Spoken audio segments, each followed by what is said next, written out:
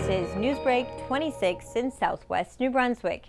I'm Vicki Hogarth. Here's what's happening in our part of the world. As New Brunswick nears the tail end of a 16-day lockdown, Premier Blaine Higgs is confident the province is on track to move from Level 3 of the Winter Action Plan to less restrictive Level 2 by Monday, January 31st. We're still not out of the woods for sure, but it is a positive sign. We're seeing our hospitalizations, although they're still climbing or staying relatively flat. It is what we hoped would happen with the measures that were taken. There are currently just under 500 healthcare workers off work and isolating due to the virus, and the province has had consistently over 100 COVID-19 patients in hospital since mid-January, with well over 1,000 new cases a day. While hospitalizations due to the virus are still increasing, the lockdown appears at the moment to have tempered the surge. Lockdown orders haven't been followed by everyone, however. About 400 people, many of whom were not wearing masks, attended a rally protesting lockdown measures and vaccine mandates outside Fredericton City Hall on Saturday. 2 men were arrested and several tickets were issued to organizers and participants for violating the Emergency Measures Act. But the event continued despite not being allowed under the rules of New Brunswick's Level 3 restrictions. More rallies and protests are being organized online for the weekend ahead, despite lockdown orders still being in effect. Whether large gatherings such as these will significantly impact New Brunswick's hospitalization numbers enough to postpone the lifting of lockdown restrictions remains to be seen. Education Minister Dominic Carty is hopeful students will return to in-person learning on January 31st, regardless of what level the province is in. At a press conference on Monday, Carty said it's ultimately up to public health to make that call later in the week.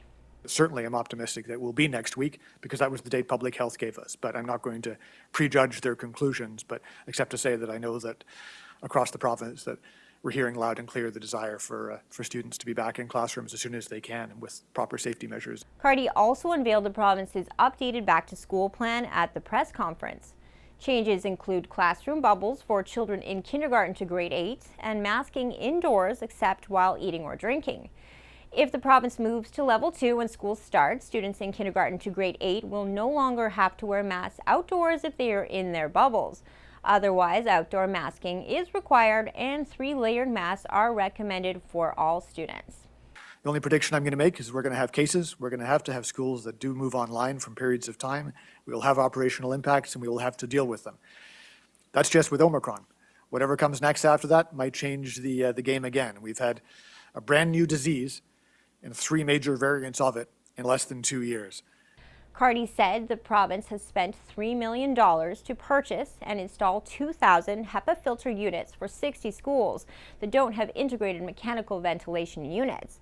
Vaccines still remain our best defense against COVID-19, and Chief Medical Officer Dr. Jennifer Russell would like to see more children aged 5 to 11 rolling up their sleeves, especially with in-class learning returning in the midst of the Omicron-driven 5th wave. Right now, just over half of children in this age group have received a single dose of a vaccine, despite being eligible for the past 2 months. In the 12 to 19-year-old age group, that number is significantly higher, with 87% having had at least 1 dose. By getting vaccinated, kids will be better positioned to stay healthy when in-class learning resumes. It will make it safer for children to play together on our playgrounds, sports fields, and hockey rinks. By getting your kids vaccinated, you will be helping them get back to being kids. That's all the news I have for you. For more stories and live-streamed COVID-19 updates for New Brunswick, follow us on Facebook at CHCO-TV. A news and public affairs production of CHCO-TV, New Brunswick's only source for independent community television.